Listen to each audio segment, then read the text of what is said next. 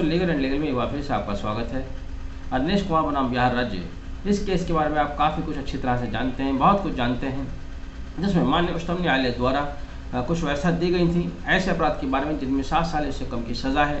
उन अपराध से संबंधित अपराधियों को गिरफ्तार करने से पहले सेक्शन 141A के तहत नोटिस दिया जाना सुप्रीम कोर्ट द्वारा अनिवार्य किया गया था। हालांकि यह प्रावधान CRPC में दिया हुआ है, लेकिन इसका अनुपालन नहीं किया जाता था। लेकिन जब से सुप्रीम कोर्ट द्वारा यह आदेश दिया गया है, तब से एक बहुत बड़ा परिवर्तन देखने में आया। पुलिस द्वारा इसका कंप्लाइंस भी किया गया, लेकिन तब भी कई बार ऐसा देखने में आया कि पुलिस अधिकारियों द्वारा सुप्रीम कोर्ट द्वारा दिए गए इस आदेश का कहीं ना कहीं नज़रअंदाज कर दिया जाता है, इसका अनुपालन इस तरह से नहीं किया जाता। ऐसा ही एक मामला देखने में आया हैदराबाद में। मैं बताऊंगा आपको विस्तार से, लेकिन शुरू करने से पहले मेरा आपसे निवेदन, वीडियो आखिर तक जरूर देखिएगा। वीडियो पसंद आए तो लाइक और शेयर जरूर कीजिएगा। अगर आपने चैनल अभी तक सब्सक्राइब नहीं किया है या आप चैनल पर नए हैं तो प्लीज़ चैनल सब्सक्राइब कर लीजिएगा। दरअसल ये मामला कंटेम्प्ट ऑफ कोर्ट पिटीशन से जुड़ा हुआ है, लेकिन उससे पहले मैं इसके बैकड्रॉप में जाऊँगा। मैं आपको बताऊँगा कि हुआ क्या था। यह कंटेम्प्ट पिटीशन 8/26/2021 जो कि जक्का विनोद कुमार रेड्डी बनाम मिस्टर AR श्रीनिवास, जो कि deputy commissioner of police west zone Hyderabad हैं, के नाम से हाई कोर्ट तेलंगाना में दर्ज हुई थी।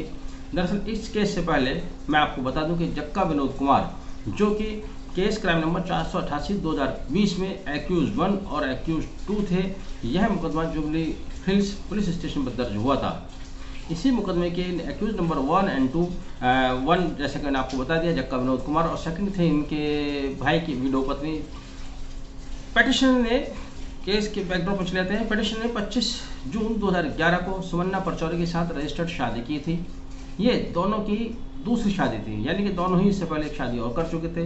दूसरी शादी से इनको कोई संतान नहीं हुई। वर्ष 2014 से दोनों अलग अलग रहने लगे। हालांकि रेड्डी को पहली शादी से एक पुत्री थी जो उनके साथ रहते थे।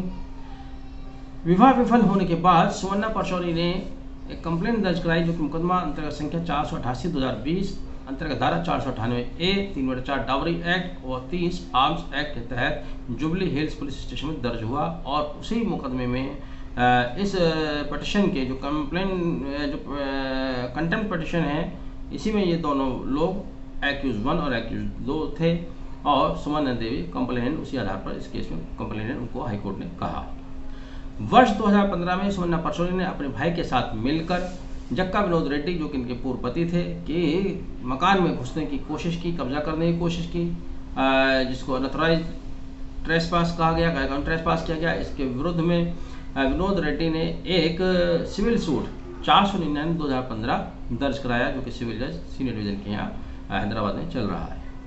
जक्का विनोद रेड्डी अपनी बेटी जक्का वैष्णवी के बारे में बता दूं, जक्का वैष्णवी इंटरनेशनल प्लेयर हैं। वह अंतर्राष्ट्रीय खेलों में भारत का प्रतिनिधित्व कर चुकी हैं, वह तथा जूनियर वर्ल्ड चैंपियन भी रह चुकी हैं।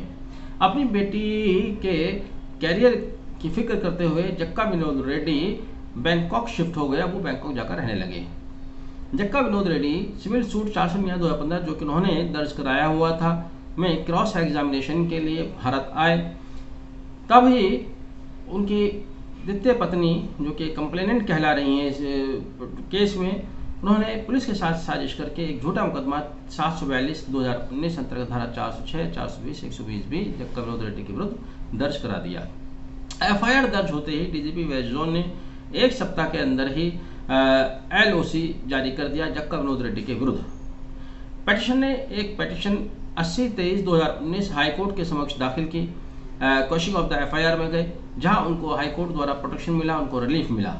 जब ये अपनी साजिश में विफल हो गए, तब 7/10/2020 को इन्होंने पुलिस के साथ साजिश करके सुमन्ना परचौरी ने, उनकी पूर्व पत्नी ने, एक और मुकदमा 488/2020 पिटिशन के विरुद्ध दर्ज करा दिया।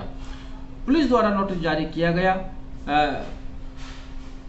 बल्कि नोटिस के साथ साथ मजिस्ट्रेट न्यायालय से NVW भी जारी करा लिए गए, जबकि मीमो पार्टीज में उनका एड्रेस साफ साफ दर्ज था कि पिटिशनर, यानी कि इस FIR के मुलजिम बैंकॉक में रह रहे हैं। जो व्यक्ति बैंकॉक में रह रहा है उसको भारत में तलाश करने का कोई मकसद नहीं होता, वहाँ उसको NVW उसके एड्रेस पर ले जाने का या BW उसके एड्रेस पर ले जाने का कोई मकसद नहीं होता। क्या आप मेमो ऑफ उसमें पार्टीज में बता रहे हैं कि वो बैंकॉक में रह रहा है, ऐसे उसका एब्सकॉन्ड करना भी साबित नहीं होता। जबकि पेटिशनर अपने अन्य मुकदमों जो पहले से दर्ज चला रहा है या सिविल सूट था उसमें उन्होंने एक पीओए अपॉइंट किया हुआ था, पावर ऑफ अटॉर्नी दी हुई थी। उनका पीओए वकील साहब के माध्यम से थाने भी जाता है, अदालतों में भी जाता है, दूसरी चीज़ें भी देखता है। उन्होंने एक अपनी बिल्डिंग जो एक मल्टीनेशनल कंपनी किराए पर उठाई हुई थी, जिसके बारे में इन्होंने पुलिस को, थाने को इन्फॉर्मेशन दिया हुआ था, रिटर्न में कहा हुआ था और डीसीपी को भी मेल किया हुआ था कि चूंकि वो बैंकॉक रहते हैं तो कोई भी नोटिस या कोई भी इन्फॉर्मेशन उनको सर्व करानी है तो बैंकॉक वाले एड्रेस पर सर्व कराएं। जिस बिल्डिंग को उन्होंने मल्टीनेशनल कंपनी को किराए पर दिया हुआ है वहाँ किसी तरह का नोटिस ना भेजें, क्योंकि वो वहाँ नहीं रहता। इस सब के बावजूद डीसीपी वेस्ट जोन की अथॉरिटी से ये एलओसी जारी हुआ, आईओ महोदय एलबीडब्ल्यू ले आए। तब पेटिशनर इस वर्तमान जो पिटीशन का हम जिक्र कर रहे हैं कंटेम्प्ट केस का, इसको लेकर हाई कोर्ट के समक्ष आए। Contempt case number 826/2021 Jakkab Vinod Reddy बनाम AR श्रीनिवास, जो कि deputy commissioner of police west zone Hyderabad थे। वेस्ट जोन हाई कोर्ट ने सारे मामले का अवलोकन करते हुए कहा कि पुलिस अधिकारियों द्वारा अरनेश कुमार बनाम बिहार राज्य में दी गई व्यवस्था का पालन नहीं किया गया, बल्कि लगातार उसकी अवहेलना करते रहे। मुलजिमान को 41A CRPC के तहत नोटिस दिया जाना चाहिए तो उनको कोई नोटिस नहीं दिया गया, बल्कि इसके बरक्स LOC जारी कर दिया गया, NBW ले लिए गए। तो ऐसे में ये चारों पुलिस अधिकारी, आला अधिकारी माननीय उच्चतम न्यायालय की कंटेम्प्ट करने के दोषी पाए जाते हैं, जिस पर हाईकोर्ट ने उनको 4 सप्ताह की सजा और 2000 रुपये जुर्माना लगाया। हालांकि इस सजा को सुनाते हुए हाईकोर्ट ने चारों मुलजिमान को 6 सप्ताह का समय भी दिया है ताकि वे अपील में जा सकें। अब ये मुझे नहीं मालूम कि ये समय क्यों दिया गया है, 6 सप्ताह का इतना समय।